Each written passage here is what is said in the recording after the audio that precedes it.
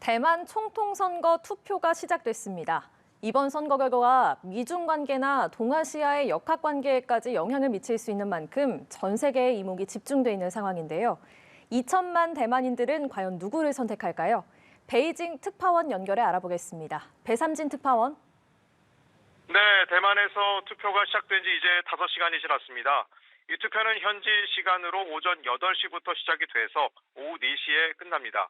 오늘 선거는 총통과 부총통을 비롯해 우리의 국회의원격인 입법위원을 선출하게 되는데요.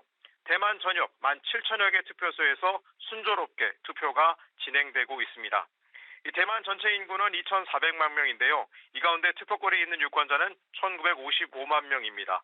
이 유권자들은 자신의 호적지에서 투표권을 행사할 수 있는데요. 차이잉원 현 총통과 허유이 국민당 후보는 신베이시에서 투표를 했고, 라이칭더 집권 민진당 후보는 남부 타이난시, 민중당 커언저 후보는 타이베이시에서 투표를 마쳤습니다.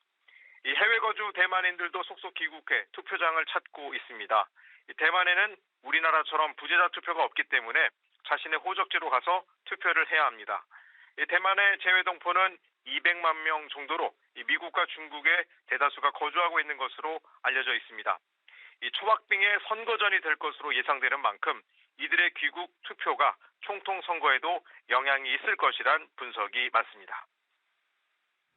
네, 이번 대만 총통 선거는 친미냐 친중이냐 구도 속에서 미중의 대리전으로 치러지는 양상이었는데요. 선거 기간 분위기는 어땠습니까?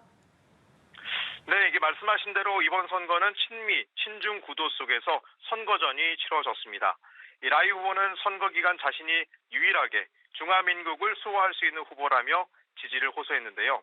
친미, 독립 노선을 추구하며 양안 문제에 대해선 전쟁 준비를 통해 전쟁 회피를 노선으로 잡았습니다. 이 친중파로 분류되는 허우 후보의 경우 형제라 한번 부르면 100세까지 평안하다며 중국과 대화하겠다는 입장입니다. 실제 현 차이 총통 집권 8년간 중국과 대화가 없었기 때문에 현재와 같은 긴장 국면이 조성돼 왔다고 주장해 왔습니다. 돌풍을 일으키고 있는 커 후보는 현재 타이베이 시장으로 중도 노선을 포방하고 있는데요.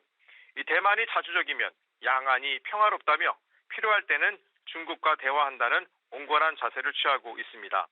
이 선거전이 치러지는 동안 라이 후보와 허우 후보는 오차범위 내에서 박빙을 벌이는 것으로 나타났고, 커 후보 역시 20%대의 지지율로 바짝 따라붙고 있습니다.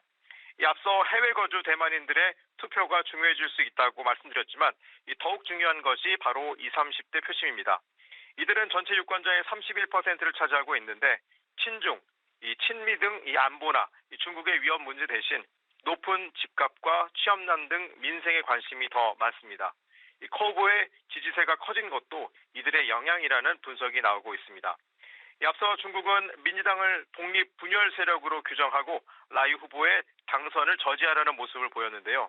반면 미국은 중국의 선거 개입을 하지 말라고 비난하면서도 국방 수권 법안 등을 통해 민진당을 간접 지원해 왔습니다. 대만은 1996년 첫 총통 선거가 치러진 이래 8번의 선거 동안 어느 정당도 3번 연속 집권하지 못했던 만큼 또 한 번 같은 상황이 재현될지도 관심거리인데요. 8년 만에 정권 교체가 이루어진다면 미국이 추진하고 있는 동맹국가의 중국 봉쇄, 이른바 인도-태평양 전략의 수정이 불가피하게 됩니다. 또 만약 라이칭도 후보가 당선된다면 중국의 군사적 위협은 강도를 더하면서 대만 해협의 긴장감은 더 높아질 수 있다는 분석이 많습니다. 지금까지 베이징에서 전해드렸습니다.